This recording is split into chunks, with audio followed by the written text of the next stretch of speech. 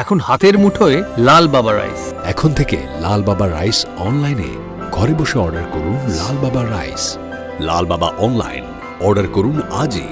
লাল বাবা রাইস, স্বাদ ও স্বাস্থ্য একসাথে পাবেন শুধুমাত্র লাল বাবাতে। স্বপ্নের কেরিয়ার গড়তে চান? আসুন যোগ দিন MCRS নলেজ ক্যাম্পাসে। পূর্ব বর্ধমানে অবস্থিত আমাদের ক্যাম্পাসে আমরা অফার করছি নার্সিং ও প্যারামেডিক্যাল কোর্স। সবুজ ঘেরা হাইটেক ক্যাম্পাস, সঙ্গে কলেজ সংলগ্ন অত্যাধুনিক হস্টেল। এখানে অভিজ্ঞ শিক্ষক ও শিক্ষিকারা আপনাকে আধুনিক চিকিৎসা পদ্ধতি ও প্রযুক্তির মাধ্যমে প্রশিক্ষণ দিচ্ছেন। আমাদের কোর্সগুলিতে আপনি পাবেন হাতে কলমে প্রশিক্ষণ এবং প্রয়োজনীয় দক্ষতা অর্জনের সুযোগ। বিশ্বমানের পরিকাঠামো ও সুবিধা আপনার শিক্ষা জীবনকে করবে আরো সুন্দর ও সহজ। আপনার স্বপ্নের ক্যারিয়ার শুরু হোক এইখানে, MCRS নলেজ ক্যাম্পাসে। MCRS নলেজ ক্যাম্পাস, আপনার ভবিষ্যতের পথপ্রদর্শক। নমস্কার, আমি সৈয়দ মুশারফ আজম। আজ মুক্ত বাংলার যে ডিজিটাল প্ল্যাটফর্ম মুক্ত আবহ, সেই মুক্ত আবহের শিক্ষাঙ্গনে উপস্থিত হয়েছি আপনাদের সবার সামনে। অন্যান্য দিন যেমন বিভিন্ন বিষয় সম্পর্কে শিক্ষার আলোচনা করি, আজকেও আমরা আলোচনা করব। আমাদের মাধ্যমিক সবে শেষ হয়েছে, এখন হচ্ছে ICSE, ISC, CBSE পরীক্ষা চলছে। আর কয়েকদিনের মধ্যেই 3রা মার্চ থেকে শুরু হবে উচ্চ মাধ্যমিক। একদম নকিং অ্যাট দ্য ডোর, দরজায় কড়া নাড়ছে বলা চলে। তো সেই অবস্থার মধ্যে আমরা বিভিন্ন বিষয় সম্পর্কে, বিভিন্ন বিষয়ের সিলেবাস, সম্ভাব্য প্রশ্নপত্র এবং কীভাবে প্রস্তুতি নেওয়া যায়, চূড়ান্ত প্রস্তুতি, শেষ মুহূর্তে একটা আমরা ভোকাল টনিকের মতো কিছুটা দিচ্ছি। তা আমরা এর আগে বিভিন্ন বিষয় সম্পর্কে আলোচনা করেছি। গত সপ্তাহে ফিজিক্স সম্পর্কে আলোচনা হয়েছে, আর অন্যান্য বিষয় সম্পর্কে হয়েছে। তো আজ আমরা ভূগোল সম্পর্কে আলোচনা করব। জিওগ্রাফি, সবাই জানেন ভূগোল, জলবায়ু সম্পর্কে, চাষবাস সম্পর্কে, বিভিন্ন এলাকার বনভূমি, পৃথিবীর বিভিন্ন বিষয়, প্রাকৃতিক অবস্থা।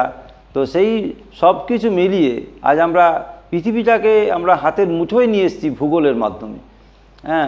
একদম উপগ্রহ থেকে শুরু করে সব কিছুই কিন্তু ভূগোলের কন্ট্রোলে। তো যাই হোক, ভূগোল আজকে অনেক বিজ্ঞানের সঙ্গে সংশ্লিষ্ট হয়ে, বিজ্ঞানের সঙ্গে যুক্ত হয়ে আজ ভূগোল অনেক আরও উন্নত হয়েছে। আগে আমাদের ওয়েদার ফোরকাস্ট আগে তেমন মিলতো না, কিন্তু এখন অনেক উন্নত মেশিনারি।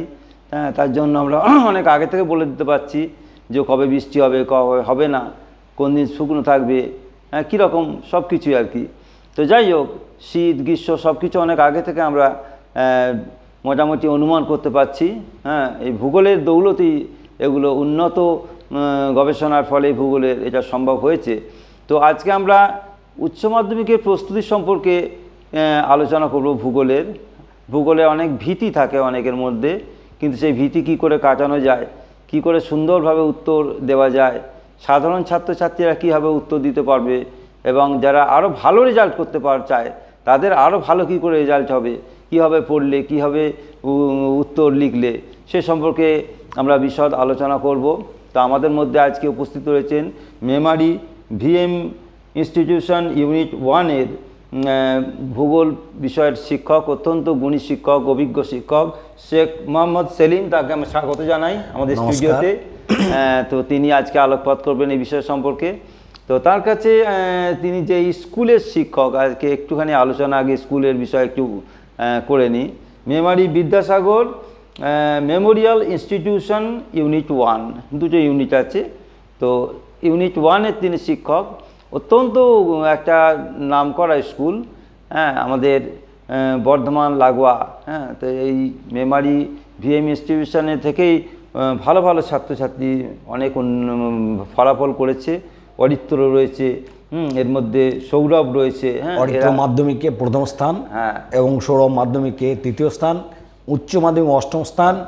বর্তমানে সে খড়গপুর IIT-তে আছেন, কিন্তু তা সত্ত্বেও সে এই কলকাতা বই মেলাতে তার সাহিত্য প্রকাশ ঘটেছে এবার, বাহ বাহ বাহ, এবং এর আগেও সে করিয়েছে। তা অর্থাৎ সায়েন্সের ছেলে, হ্যাঁ একটা সায়েন্সের ছেলে আর সাহিত্যের বিষয়ে অনুরাগী হতেই পারে। আমাদের জগদীশচন্দ্র বসু, হ্যাঁ, আমাদের প্রফুল্লচন্দ্র রায়, সত্যেন্দ্রনাথ বসু, হ্যাঁ, এরা এক একজন দিকপাল মানুষ, রামেন্দ্র সুন্দর ত্রিবেদী, হ্যাঁ, তো এরা সায়েন্সের লোক, কিন্তু সাহিত্যের ক্ষেত্রে তাদের বিচরণ ছিল অবাধ। হ্যাঁ, তো এক্ষেত্রে কোনো রকম বলার অপেক্ষা রাখে না। হ্যাঁ, তো এই স্কুলেরও কয়েক যে যার নাম বললেন সৌরভ বৈরাগ্য, সেও যথেষ্ট কৃতি ছাত্র এবং বিজ্ঞানের ছাত্রও সাহিত্যের ক্ষেত্রেও যথেষ্ট অনুরাগী এবং প্রতিভা রয়েছে যথেষ্ট, তার বিকাশ ঘটুক, আরও ভালো হোক। আমরা সৌরভের উত্তরোত্তর শ্রীবৃদ্ধি কামনা করি, অরিত্রর উত্তরোত্তর শ্রীবৃদ্ধি কামনা করি। আজকে আমরা আলোচনায় প্রথমে আসি আপনাদের স্কুল, যে ভিএম ইনস্টিটিউশন ইউনিট 1 কত সালে স্থাপিত? 1892। অনেক দিনের স্কুল। তো এটা আমরা নজরুল, নেতাজি তাদেরও জন্মের আগে অনেক। হ্যাঁ, তো সেই স্কুল, তো ভুল বলেছি, 1992। কোথায়? 1892, মানে 125 বছর হয়ে গেছে। ঠিক আছে, হ্যাঁ, আচ্ছা, তাহলে 1892 সালে একটা স্কুল। তো সেক্ষেত্রে জীবনানন্দ দাশ, নজরুল ইসলাম, হ্যাঁ, আমাদের এইসব বিশিষ্ট ব্যক্তিবর্গ যারা রয়েছেন, হ্যাঁ, তাদের ক্ষেত্রে তাদের জন্মের আগে নেতাজি সুভাষচন্দ্র বসু, হ্যাঁ, তো সেই আমলের স্কুল, একটা মেমারির, একটা মফস্বল এলাকার স্কুল, এখনও পর্যন্ত সুনামের সঙ্গে চলছে। এটা কিন্তু অত্যন্ত গর্বের দাবি রাখে। আমরা অত্যন্ত গর্বিত।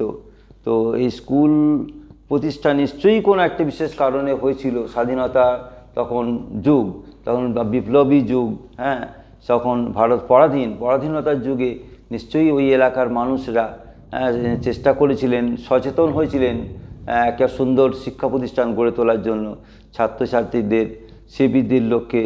তো এটা খুবই, তাদের আমরা আজকে শ্রদ্ধা জানাই, তাদের স্মৃতির প্রতি। যারা স্কুল করেছিলেন, প্রতিষ্ঠা করেছেন, তারা আজকে আর নেই, কিন্তু তাদের স্মৃতি রয়ে গেছে। একটা বট গাছ অনেকে রোপণ করে যান, কিন্তু তার ফলাফল অনেকেই ভোগ করে। সেই স্কুলের সেই সুফল আমরা আজকে ভোগ করছি, অনেকে ভোগ করছেন, অনেক ছাত্রছাত্রী, অনেক অভিভাবক, অনেক শিক্ষানুরাগী, শিক্ষক শিক্ষিকা সবাই। তো যাই হোক, তা সেই স্কুলের কীরকম পঠন পাঠনের ক্ষেত্রে একটু যদি বলেন আপনি।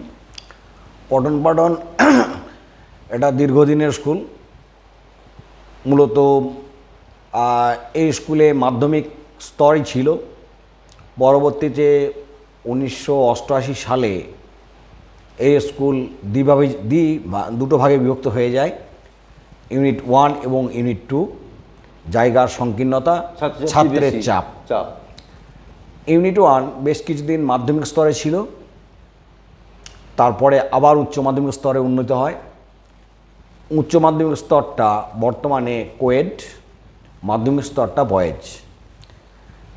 বিদ্যালয়ের প্রাথমিক যে ভূমিকা আমরা যদি দিই, তাহলে বিদ্যাসাগর মহাশয় একবার আমাদপুরে এসেছিলেন, মেমারির নিকটবর্তী জায়গায়। উনি মেমারির জমিদার নন্দলাল ঘোষকে বলেছিলেন এখানে একটা বিদ্যালয় স্থাপন করতে। তিনি অনেক বিদ্যালয় স্থাপন করেছিলেন স্কুল ইন্সপেক্টর থাকাকালীন। হ্যাঁ, তো ফলে এই নন্দলাল ঘোষ এই বিদ্যালয় স্থাপনের প্রয়াস নেন এবং এই বিদ্যালয় স্থাপিত হয়। এবং যেহেতু বিদ্যাসাগর মহাশয় এই অনুরোধটা করেছিলেন, তাই এই বিদ্যালয়ের নাম বিদ্যাসাগর মেমোরিয়াল ইনস্টিটিউশন ইউনিট 1। বাহ, খুব সুন্দর। এখন ছাত্রছাত্রী কি আপনাদের কোনো প্রভাব পড়েছে কোভিড সিচুয়েশনে? কোভিড সিচুয়েশনে আমরা স্কুলের তরফ থেকে একটা ডিজিটাল ক্লাসরুমের মাধ্যমে ক্লাস করানোর ব্যবস্থা করেছিলাম। অনলাইন ক্লাস ছিল। সব ক্লাসগুলো একসঙ্গে সম্ভব হয় নাই। তাদের পড়াশোনার জন্য একটা ডিজিটাল মিডিয়ার মাধ্যমেও বিভিন্ন কাজ নেওয়ার কাজ চলেছে। নিঃসন্দেহে সরাসরি ক্লাসের উপস্থিতির আর একটা মিডিয়া মাধ্যমে দূরে থেকে করা একটু কষ্টকর, এবং তার সাফল্যতা অন্তত আমাদের যে অর্থনৈতিক অবস্থা, সকল ছাত্রের কাছে পৌঁছানো বা সকল অভিভাবকের কাছে পৌঁছানো একটু অসুবিধাজনকই ছিল। ঠিক, সেটা কাটিয়ে উঠতে হয়তো বেশ সময় লেগেছে। এখন কিন্তু আমাদের বিদ্যালয়ের ছাত্র সংখ্যা প্রচুর। এবারও 300-র উপরে ক্লাস 5-এ ভর্তি হয়েছে। এবং হ্যাঁ, এবং উচ্চ মাধ্যমিক স্তরে প্রায় 350 ছাত্রছাত্রী। টাউনে অনেক স্কুলকে ছাড়িয়ে। অবশ্যই। আর টোটাল স্ট্রেংথ প্রায় 1850। খুবই ভালো, খুব ভালো। 5 থেকে 12 পর্যন্ত। আপনার সায়েন্স, আর্টস, কমার্স আছে? আমাদের কমার্স নেই, আমাদের আর্টস এবং সায়েন্স আছে।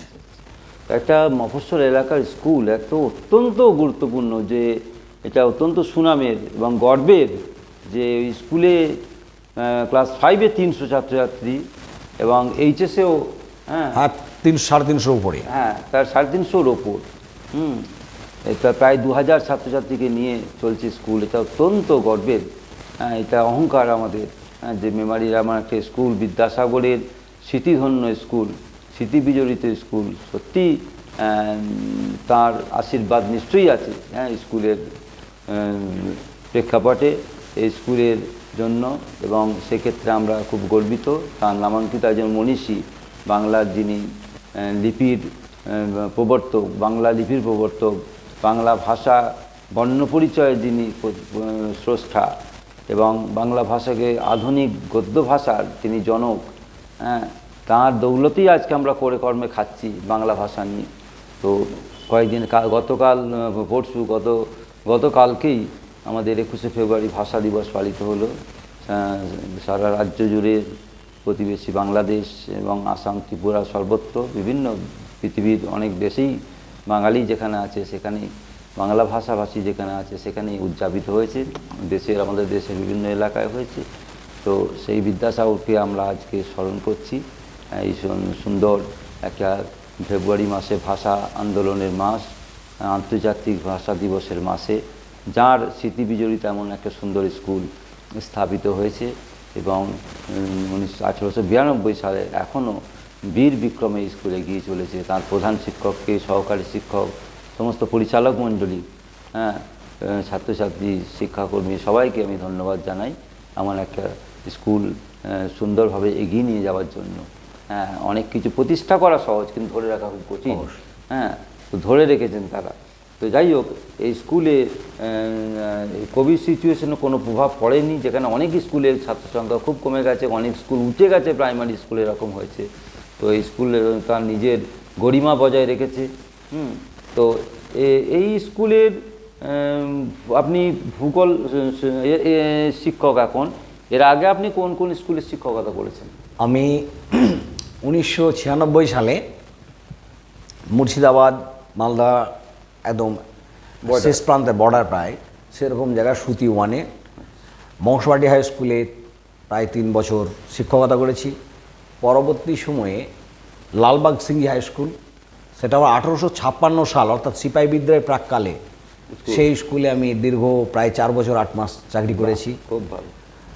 পরবর্তী সময়ে মেমারিতে এসেছি, আবার কিছুদিন আর একটা স্কুলেও অস্থায়ীভাবে কাজ করেছি। বাহ, তার যথেষ্ট অভিজ্ঞতা, এবং তিনি বর্ধমান বিশ্ববিদ্যালয় থেকে ভূগোল বিষয়ে মাস্টার ডিগ্রি করেছেন এবং অত্যন্ত কৃতি ছাত্র আমাদের সেলিম সাহেব।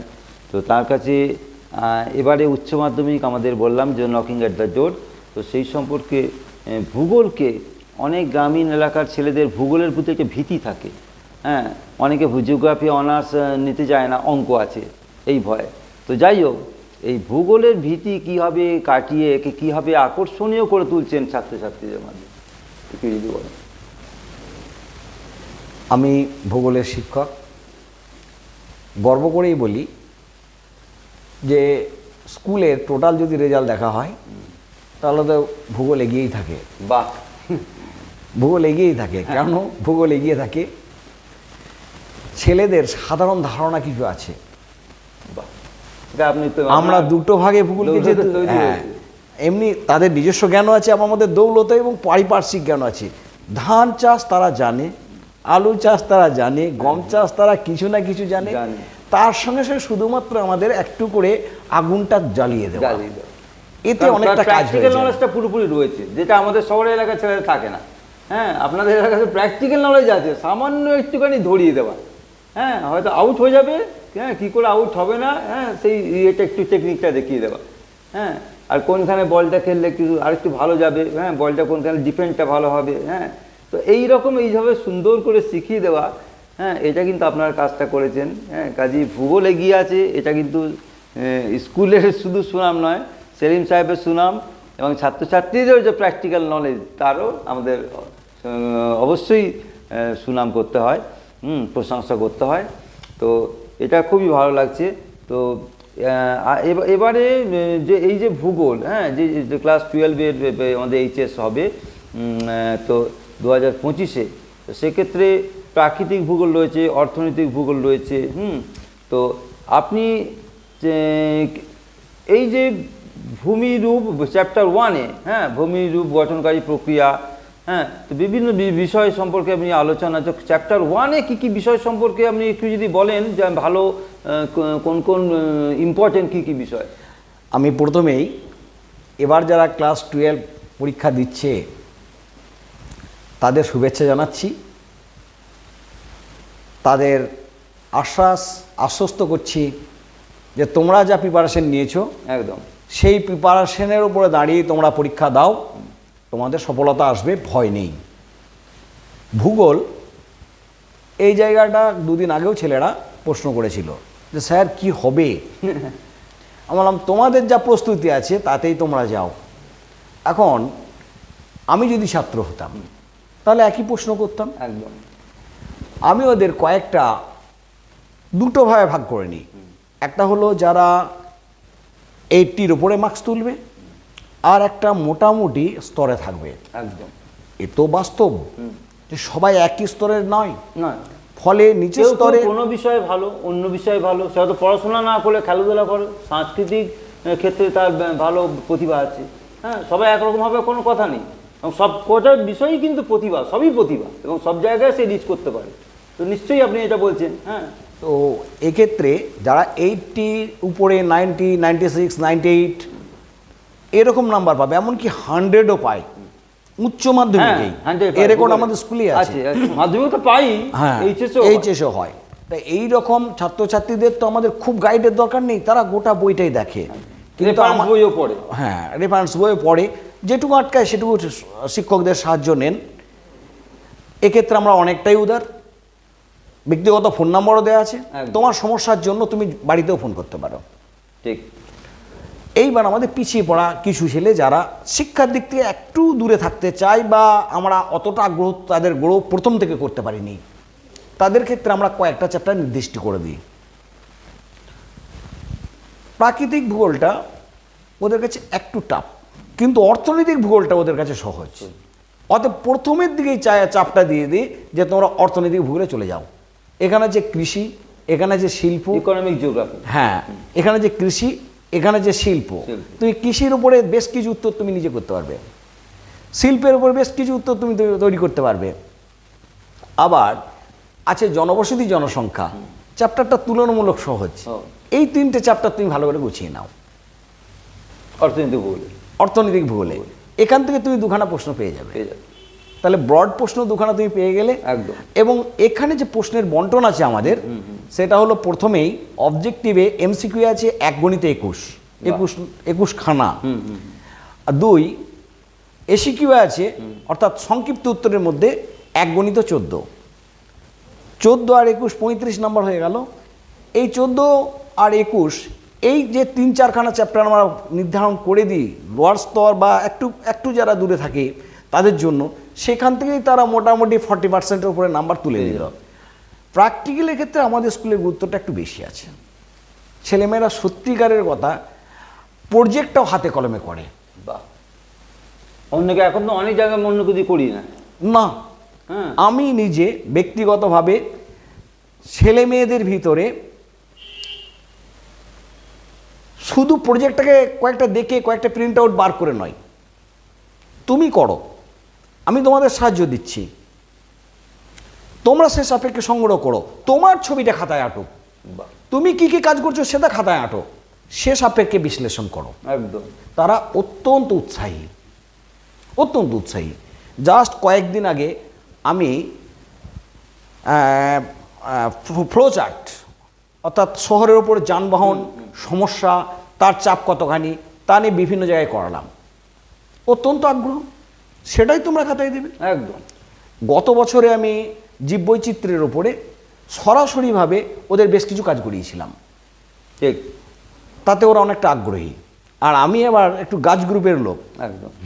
তা গতকালই আমাদের গাছ গ্রুপের জি 24 ঘন্টায় অনন্য সম্মান পেয়েছেন অরূপ চৌধুরী মশাই। একদম। তা ওই ক্ষেত্রে থেকে গাছ নিয়েও তাদের বেশ কিছু কাজ করায়, বাহ, ফলে ওই প্রজেক্টটা কিন্তু তারা হাতে কলমে করে। একদম। এখানে তাদের বেশ কিছু মার্কস চলে আসে। তাহলে অর্থনৈতিক ভূগোলের ক্ষেত্রে আপনি এটা বললেন যে এক্ষেত্রে নম্বর খুব ভালো ছেড়ে যারা, তাদের ক্ষেত্রে কোনটা আপনি এটা বললেন যে সাধারণ ছাত্রছাত্রীদের পক্ষে খুব ভালো হবে, আর যারা ধরুন আরও ভালো মার্কস তুলবে 100 পাবে, হ্যাঁ 90 থেকে 100-র মধ্যে একদম। থাকে, তাদের জন্য কি অ্যাডভাইস দেবেন? আমরা প্রথমে অ্যাডভাইস দিয়েছি, এর আগে আমরা শুরু করে দিচ্ছি, যেহেতু বলছি ক্লাসটা ওরিয়েন্টেশন প্রথম দিকে যখন শুরু হয় এবং পরীক্ষা আগে আসে, তখন তাদের কতগুলো জায়গায় তুলে ধরা হয়, তাদের কনসেপ্ট ক্লিয়ার। তুমি যেমন সুবিধা দেখছো তেমনি অসুবিধার দিকেও নজর রাখো। একদম। তুমি ধান উৎপাদনের সুবিধা দেখবে, ধান উৎপাদনের অসুবিধা কী আছে। তুমি জীবিকা সত্তাভিত্তিক কৃষি সুবিধা দেখবে, জীবিকা সত্তাভিত্তিক অসুবিধা কী আছে। অর্থাৎ কনসেপ্টটাকে পুরোদমে তৈরি করো। একদম। কৃষি এখানে যা মূল দিয়ে জায়গার দেওয়া আছে, সবুজ বিপ্লব দেওয়া আছে, শ্বেত বিপ্লব দেওয়া আছে, নীল বিপ্লব দেওয়া আছে, এগুলো সম্পর্কে কনসেপ্ট তাদের পুরোদমে ক্লিয়ার করে দেওয়া হয়। বাহ। কোন সময়ে কোন কালে তৈরি হয়েছে, কেন হয়েছে, তার সুফল কী, তার কুফল কী, তার গুরুত্ব কী, এই কনসেপ্টগুলো তাদের যখন ক্লিয়ার হয়ে যায় তখন তারা লিখতে পারে। ধরুন আমরা যদি একটা ধারণা ক্লিয়ার করে দিই যে ধান উৎপাদনে কী কী লাগে, কেন আমাদের জনবহুল দেশে ধান উৎপাদন বেশি হয়, যেভাবেই হোক, কেন এটা আমাদের জীবিকা সত্তাভিত্তিক কৃষি, তখন তারা কনসেপ্টে পেয়ে যায় জনসংখ্যা সাপেক্ষে সবচেয়ে বেশি মানুষ কেন যুক্ত। তারা তখন যখন কনসেপ্টটা পেয়ে যাচ্ছে তখন পুরোদমে ওই সাপেক্ষে যাই প্রশ্ন আসুক উত্তর লিখতে পারছে। আর প্রাকৃতিক ভূগোলের ক্ষেত্রে আর কি, প্রাকৃতিক ভূগোলের ক্ষেত্রে নম্বরটা কি করে ভালো হয়, আরো ভালো হবে? আমরা ছেলেদের গাইড দিয়ে বলে আসি, 2 নম্বর একটু কঠিন এটা। হ্যাঁ, যে ধরে নাও তোমাদের প্রথম চ্যাপ্টার আছে ভূমিরূপ গঠনকারী প্রক্রিয়া, সেখানে এবারের ক্ষেত্রে খুব গুরুত্ব দেওয়া আছে সামুদ্রিক ক্ষয়কার্যের ফলে গঠিত ভূমিরূপ, সামুদ্রিক সঞ্চয় কার্যের ফলে গঠিত ভূমিরূপ। তা সামুদ্রিক ক্ষয়কার্যের ফলে গঠিত ভূমিরূপগুলো কী কী এবং সামুদ্রিক সঞ্চয় কার্যের ফলে গঠিত ভূমিরূপগুলো কী কী, লেখার ক্ষেত্রে 3টে দিকে গুরুত্ব দেওয়া হয় যে তোমরা ছবিটা অন্ততে প্র্যাকটিস করো। A single diagram is the representation of 1000 word. একটা ছোট্ট ডায়াগ্রাম, একদম, একটা ছোট্ট চিত্র, সেখানে অনেক কথা বলে দেয়, অনেক কথা বলে দেয়। তাহলে চিত্রটা তোমাকে তৈরি করতে হবে, নামটা তোমাকে জানতে হবে।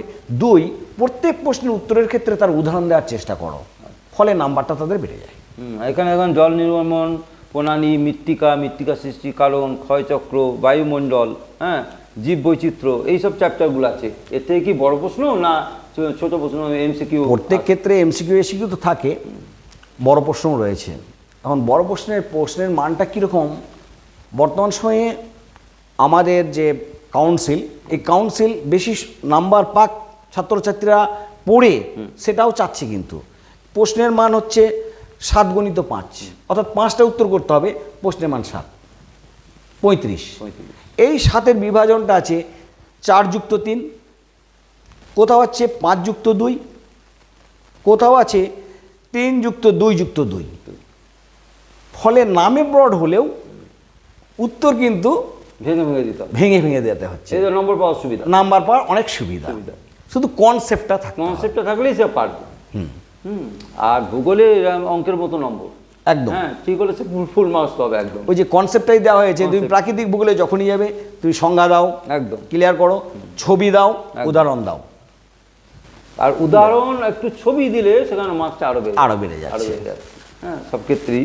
যাই হোক, আর এই তো অর্থনৈতিক ভূগোলের ক্ষেত্রে যেমন প্রাথমিক ক্রিয়াকলাপ, কৃষি, সবুজ বিপ্লব, শ্বেত বিপ্লব, হ্যাঁ, নীল বিপ্লব, জীবিকা সত্তাভিত্তিক কৃষি, বাণিজ্যিক কৃষি, হ্যাঁ, তারপরে ধরুন দ্বিতীয় স্তরের অর্থনৈতিক ক্রিয়াকলাপ, হ্যাঁ, তৃতীয় স্তরের অর্থনৈতিক ক্রিয়াকলাপ, হ্যাঁ, চতুর্থ স্তরের অর্থনৈতিক ক্রিয়াকলাপ, পঞ্চম স্তরের ক্রিয়াকলাপ, মিউচুয়াল ফান্ড ম্যানেজার, তারপরে ধরুন জনসংখ্যা, আঞ্চলিক অর্থনীতি উন্নয়ন, এইসবের ক্ষেত্রে কোনটা বেশি সহজ হবে সাধারণ ছাত্রদের? আমি চ্যাপ্টার ওয়াইজ যদি আমরা একটু বলি, তাহলে এবারের উচ্চ মাধ্যমিকের ক্ষেত্রে যেহেতু এটা এদের লাস্ট ব্যাচ, তাই কাউন্সিলেরও উদ্দেশ্য এরপরে থাকবে। চলে আসছে।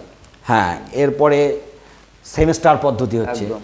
ফলে এই লাস্ট ব্যাচকে আমি অনুরোধ করব, 11 এবার সেমিস্টার হচ্ছে। হ্যাঁ হচ্ছে, হ্যাঁ। তার মানে পরের বছর পরের 12 বছর এরা সেমিস্টার। 12 সেমিস্টার দেবে। আর এই ব্যাচটা একমাত্র 11-12 যে বিভাজন, অর্থাৎ 12 সাপেক্ষে যে নাম্বার, সেটাই সাপেক্ষে শেষ ব্যাচ। এই শেষ ব্যাচকে আমি অনুরোধ করব যে তোমরা বিগত 23, 22, এবং 19 সাল যে প্রশ্নপত্র আছে পুরোটা তৈরি হয়ে যাও। 19, 22 এবং 23 পুরো দমে প্রশ্নপত্রের তৈরি হয়ে যাও, দিয়ে করে দাও। তৈরি হয়ে যাও। এক্ষেত্রেই তোমরা অধিকাংশ প্রশ্নের উত্তর পাবে। 2, তোমরা বেশ কিছু চ্যাপ্টারের দিকে গুরুত্ব দাও। তার মধ্যে প্রথম চ্যাপ্টারের গুরুত্বের কথা একটু আমি বলে রাখি। সামুদ্রিক ক্ষয়কার্য, ক্ষয়জাত ভূমিরূপ, সামুদ্রিক সঞ্চয়জাত ভূমিরূপ। ক্ষয়চক্র সম্পর্কে তোমরা একটু তুলনা করে নাও। স্বাভাবিক ক্ষয়চক্র, আর্দ্র অঞ্চলে ক্ষয়চক্র এবং মরু অঞ্চলে ক্ষয়চক্রের পার্থক্যটা কী। তৃতীয় নাম্বার তোমরা একটু গুরুত্ব দাও, সেটা হলো বায়ুমণ্ডলের চ্যাপ্টারে। সেখানে মূল প্রশ্ন ঘূর্ণবাত প্রতিঘূর্ণবাতের পার্থক্য। এবারের ক্ষেত্রে খুব গুরুত্বপূর্ণ হচ্ছে নাতিশীতোষ্ণ ঘূর্ণবাতের জীবনচক্র। তার 6টা ছবি তোমরা রেডি রাখো। খুব বেশি লিখতে হয় না, 6টা ছবি কমপ্লিট পেলেই কিন্তু নাম্বারটা এসে যায়। এরপরে জীববৈচিত্র্য সংরক্ষণ সম্পর্কে কী কী পদ্ধতি আছে তোমরা একটু জেনে নাও। মনে রাখো এখানে ইনসিটু, এক্সিটু দুটো ভাগ আছে। এই দুটো ভাগকে একটু জেনে নাও, জেনে নিয়ে পরীক্ষা হলে উপস্থিত হও। যাদের সময় কম হয়ে গেছে বা একটু পিছিয়ে আছো, তারা বিরক্ত বা ভীত না হয়ে কৃষি থেকে প্রশ্নের উত্তরগুলো একটু দেখো। এখানে কৃষির মূল যে জায়গাগুলো আছে সেটা হলো জীবিকা সত্তাভিত্তিক কৃষি এবং বাণিজ্যিক কৃষি। সবুজ বিপ্লবের প্রভাব, সবুজ বিপ্লবের প্রভাব পড়ে যেমন যেমন কুফলটা একটু জেনে রেখো, তাহলে তোমরা এখান থেকে প্রশ্নের উত্তর পেয়ে যাবে। এরপরে যদি আমরা যাই দ্বিতীয় জায়গায়, সেটা হলো দ্বিতীয় স্তর অর্থনৈতিক ক্রিয়াকলাপ, তার মানে শিল্প। শিল্পে গঠন, যে কোনো জায়গায় শিল্প তৈরি হতে হলে কি কি অবস্থাগুলো দরকার, এর দুটো পার্ট তোমরা করে নাও। একটা হলো প্রাকৃতিক, একটা হলো অর্থনৈতিক। কোথাও কোথাও রাজনৈতিক, কোথাও কোথাও অন্যান্য কারণও কাজ করে। প্রাকৃতিক ও অর্থনৈতিকের যে কারণগুলো রয়েছে সেই কারণগুলোই যে কোনো শিল্পে লাগে। আমি আরও বলবো ভীত না হয়ে, ধরে নাও পড়ে গেল জাপানে লৌহ ইস্পাত শিল্পের কেন বিকাশ ঘটেছে, তা সেই ক্ষেত্রে তোমরা ভীত হয়েও না। যে কোনো জায়গায় লৌহ ইস্পাত শিল্পের বিকাশের ক্ষেত্রে তার যোগাযোগ লাগে, তার মূলধন লাগে।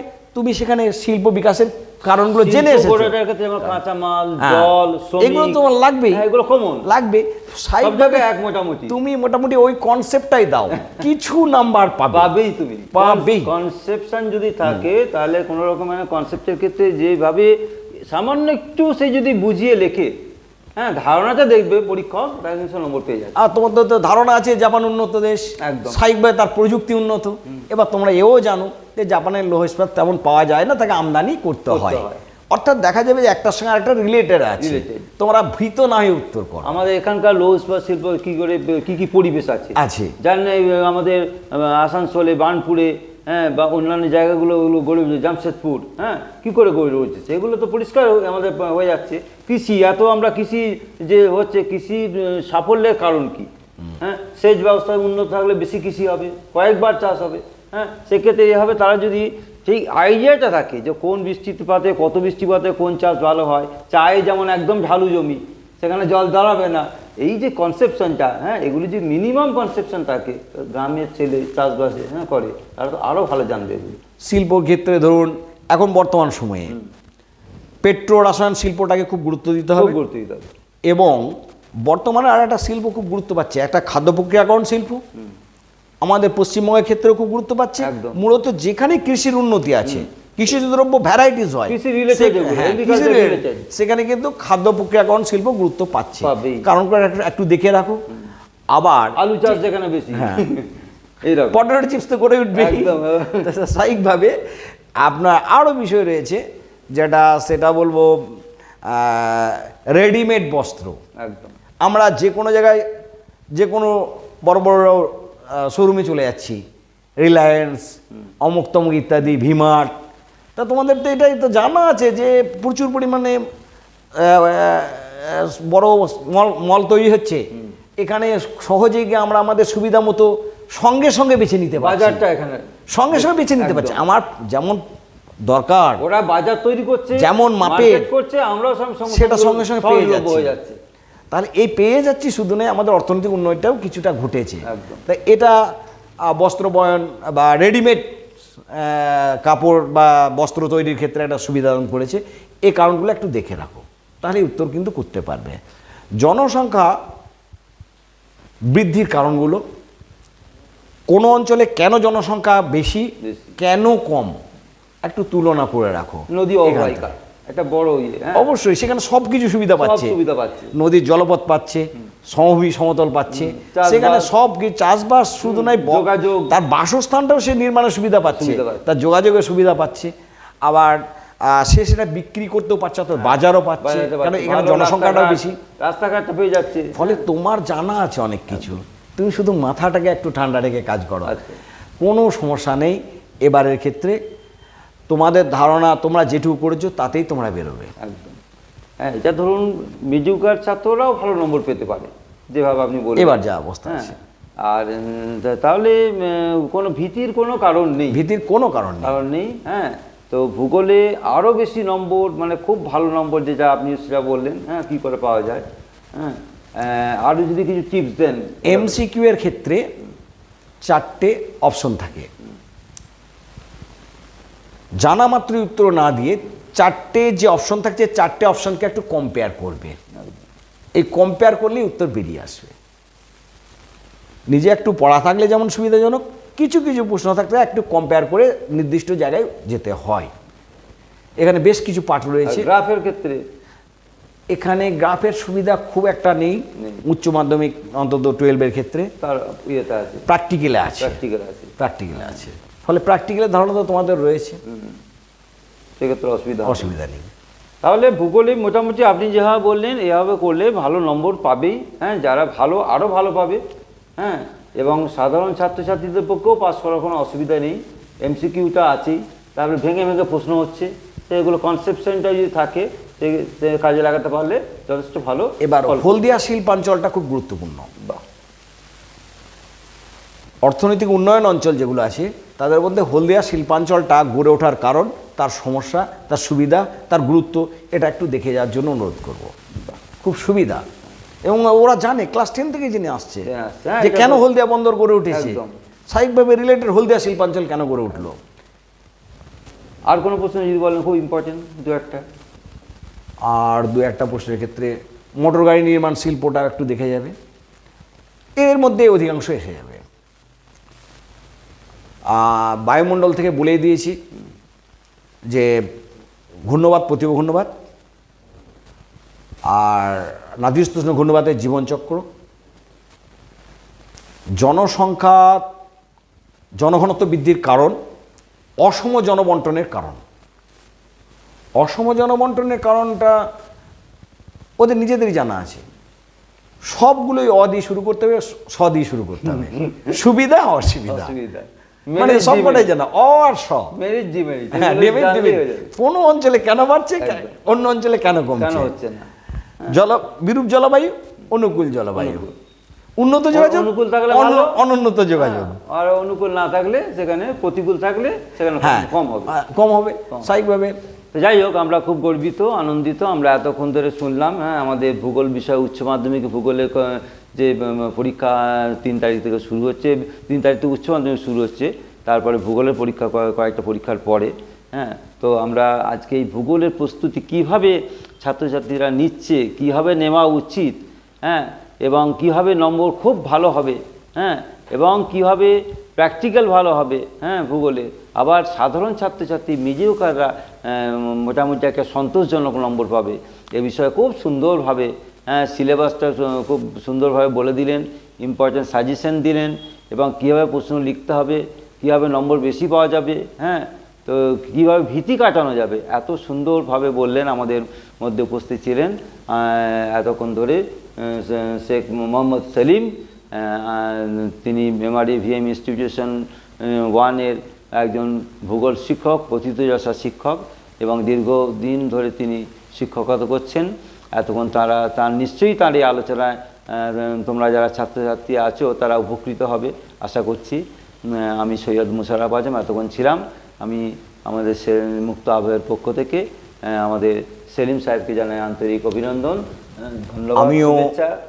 মুক্ত আবহ পরিচালক এবং মুক্ত আবহ ডিজিটাল মিডিয়া এদের প্রতি আনুগত্য জানাচ্ছি এবং আশা রাখছি মুক্ত আবহ আরও এগিয়ে যাবে। আর সৈয়দ মোশাররফ আজম সাহেব তিনি তো একেবারে ভয়হীন আর সরলভাবে উপস্থাপন করেন, তাই বারবার আমাদের ডেকে ফেলেন, আমরা চলে আসি। আমাদের এই মুক্ত আবহের মাধ্যমে সমস্ত উচ্চ মাধ্যমিক ছাত্রছাত্রী যারা 2025-এ পরীক্ষা দেবে তাদের আশ্বস্ত করছি, সাহস দিচ্ছি, কোনো ভয় নেই, পরীক্ষা ভালো হবে, কোনো সমস্যা নেই। তোমরা যা করেছো তাই যথেষ্ট, শুধু ঠান্ডা মাথায় উপস্থাপন করো। আমরা এতক্ষণ ছিলাম, তোমরা আশা করি উপকৃত হয়েছো। আমরা আগামী দিনে হয়তো আবার সেলিম সাহেবকে পাবো। আমরা আজ এখানে শেষ করছি। নমস্কার, ভালো থাকবেন। ধন্যবাদ।